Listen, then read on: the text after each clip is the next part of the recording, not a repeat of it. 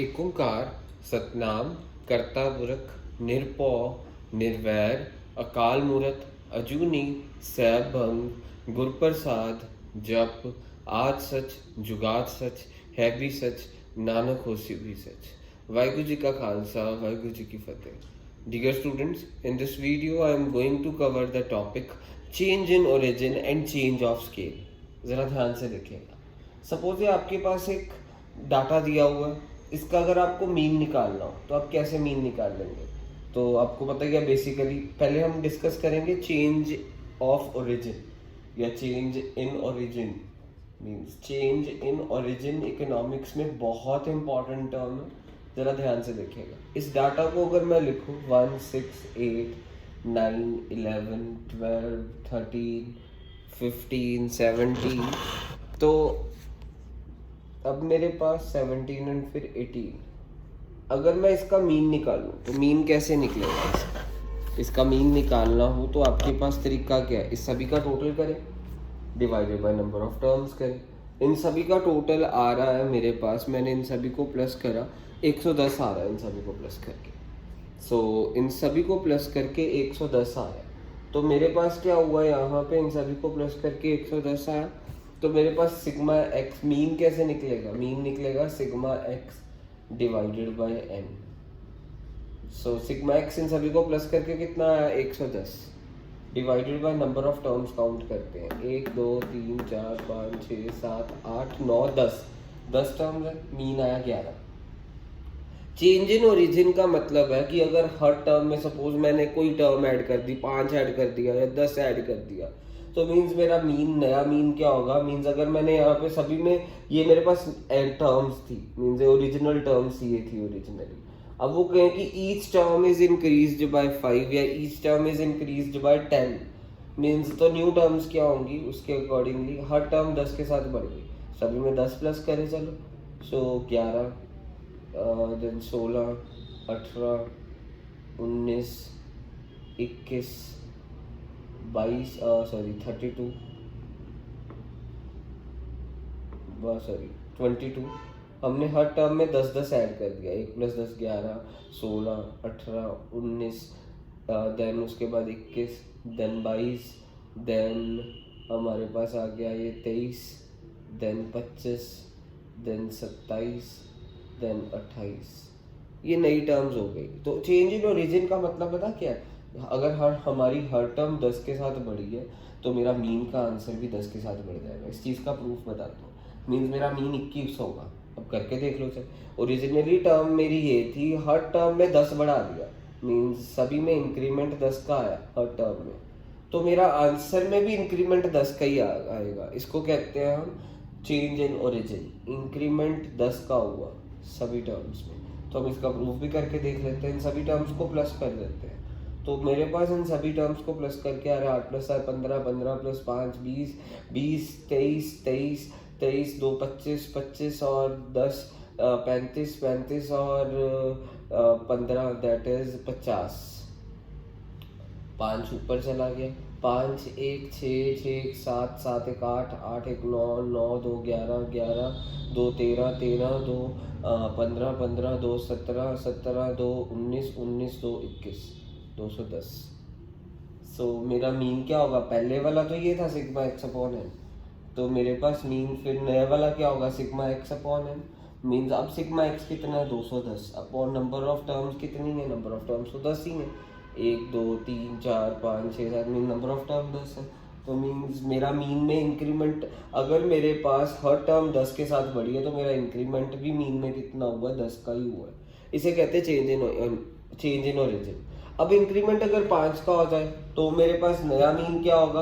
पुराना मीन 11 + 5 16 हो जाएगा। वो भी करके दिखा देते हैं। अगर आपके पास इंक्रीमेंट हो जाए 5 का हर टर्म में, हर टर्म 5 के साथ बढ़ जाए, तो हमारे पास नया मीन क्या होगा?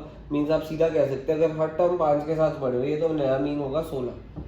चेंज इन ओरिजिन ये चीज़ है।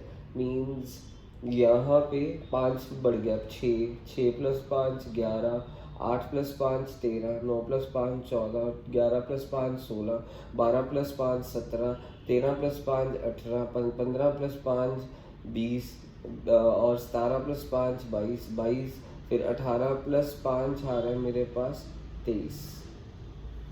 तो अब मैंने ये प्रोडिक्ट कर दिया। ओरिजिनली मेरा मीन था 110 / 10 11, ओरिजिनली 11 था ना। अब मेरा मीन होगा 11 + 5 16, क्योंकि मेरी हर टर्म 5 के साथ बढ़ी है। इतना मेरे को पक्का पता चल गया कि मेरा नया मीन 16 होगा। उस चीज़ का हम प्रूफ फटाफट कर लेते हैं। 3 + 2 5, 5 + 8 13, 13 + 7 20, 20 + 10 30, 30 + 3 33, 33 + 7 40, 4 ऊपर चला गया, 4 4 1 5, 5 1 6, 6 1 7, 7 1 8, 8 और 1 9, 9 1 10, 10 और 12 और 2 14, 14 और 1 16, मुझे 16 आ गया। 160 डिवाइडेड बाय, अब नया मीन देखो, नंबर ऑफ टर्म्स कितनी है, 1 2 3 4 5 6 7 8 9 10। सो मीन्स मेरा नया मीन 16 हो गया। मीन्स पुराना मीन 11 प्लस इंक्रीमेंट कितना हुआ 5 का, ये चेंज इन ओरिजिन है। चेंज इन ओरिजिन मीन्स किस किस में फॉलो होता है, मीन मीडियन एंड मोड, 3 चीज़ों में चेंज इन ओरिजिन फॉलो होता है। मीन्स अब इसका मीडियन भी अगर जो भी निकलेगा, अगर चेंज इन ओरिजिन होगा तो वो +5 हो जाएगा। मीन्स अगर हर इंक्रीमेंट 5, हर टर्म 5 के साथ बढ़ रही है तो मीडियन भी 5 के साथ बढ़ जाएगा। हर टर्म अगर 6 के साथ बढ़ रही है तो मीडियन भी 6 के साथ बढ़ जाएगा। मीडियन में भी चेंज इन ओरिजिन फॉलो होता है, मोड में भी चेंज इन ओरिजिन फॉलो होता है।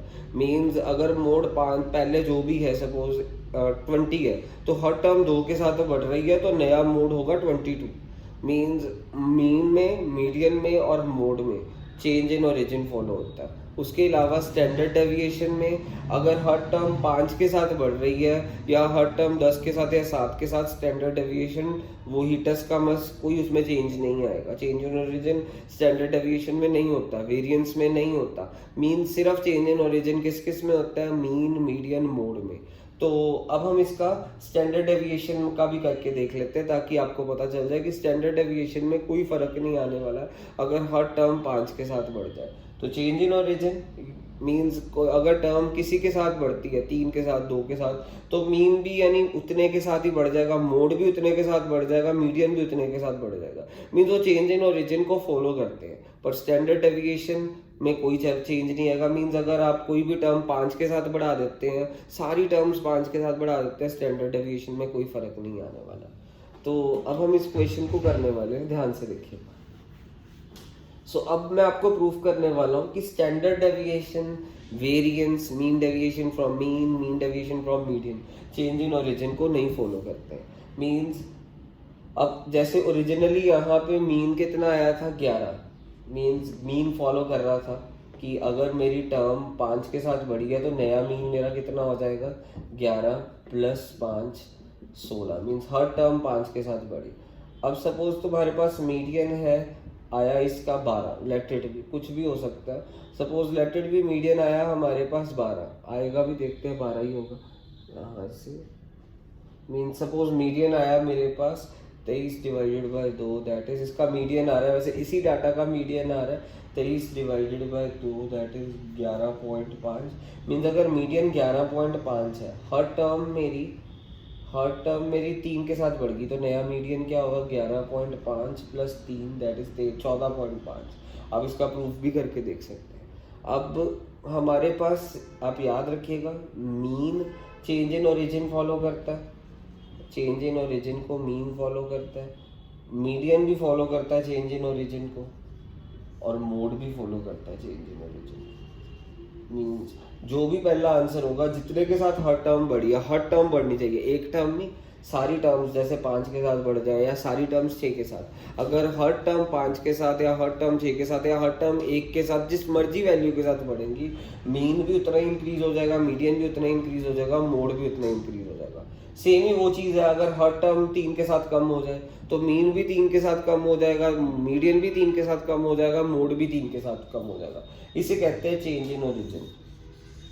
और चेंज इन ओरिजिन कौन नहीं फॉलो करती हैं, स्टैंडर्ड डेविएशन कोई चेंज इन ओरिजिन नहीं फॉलो करता, mean deviation from mean, median कोई चेंज इन ओरिजिन नहीं फॉलो करते हैं। मीन्स अगर मेरी हर टर्म 3 के साथ बढ़ रही हैं, जो मेरा पहले स्टैंडर्ड ऑफ डेविएशन था अब भी स्टैंडर्ड डेविएशन उतना ही रहेगा, कोई फर्क नहीं आने वाला। So standard deviation change in origin नहीं फॉलो करती है। मीन डेविएशन फ्रॉम मीन भी चेंज इन ओरिजिन नहीं फॉलो करती हैं। मीन्स अगर मेरा मीन डेविएशन फ्रॉम मीन 10 है, सपोज पहले सॉल्व करके आया, हर टर्म 5 के साथ बढ़ा दिया, हर टर्म 3 के साथ बढ़ा दी, mean deviation mean from mean and median टस का मस वही रहेगा, कुछ चेंज नहीं होने वाला उसमें, यानी ये चेंज इन ओरिजिन नहीं फॉलो करती है। Mean deviation from mean and mean deviation from median, कोई भी mean deviation change in origin नहीं फॉलो करेगी।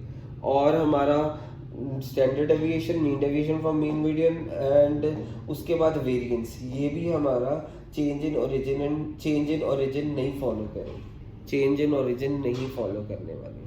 तो change in origin means her term बढ़ रही है एक फिक्स्ड अमाउंट से, या हर टर्म कम हो रही है फिक्स्ड अमाउंट से, मीन भी उतने के साथ ही बढ़ जाएगा या कम हो जाएगा, मीडियन भी उतनी वैल्यू के साथ बढ़ जाएगा या कम हो जाएगा, मोड भी उतनी वैल्यू के साथ बढ़ जाएगा कम हो जाएगा।